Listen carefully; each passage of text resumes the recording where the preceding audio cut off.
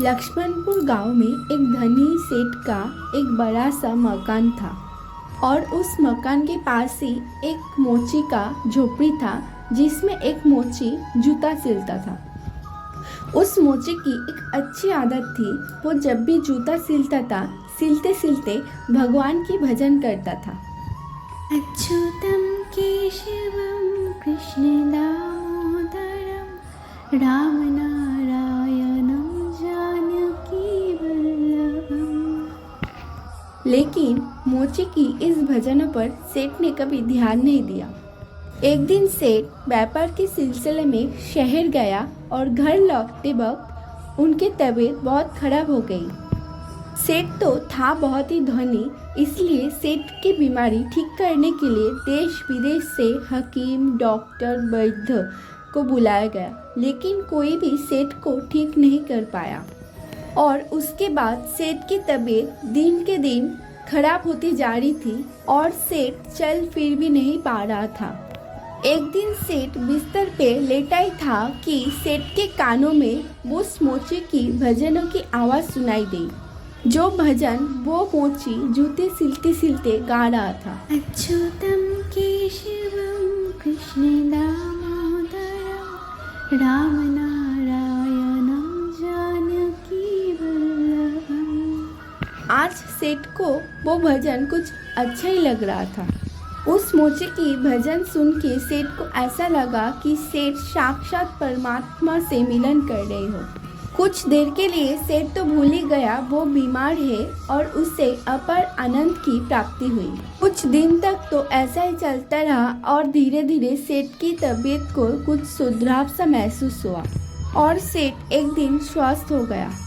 और एक दिन सेठ ने मोची को अपने घर बुलाया और बोला, तुम्हारे भजनों के कारण मेरी स्वास्थ्य ठीक हो गई, ये लो 1000 रुपया का इनाम।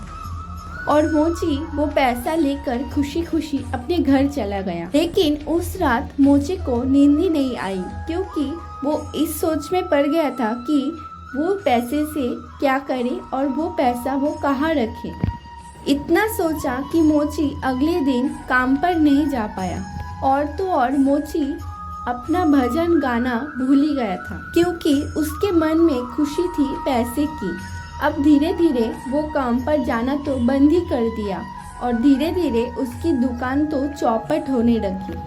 और इधर सेठ की बीमारी तो जैसे बढ़ती जा रही थी। एक दिन मोची सेठ के बांग्ले में फिर से आया और कहा कि सेठ जी, आप आपका पैसा वापस ले लीजिए।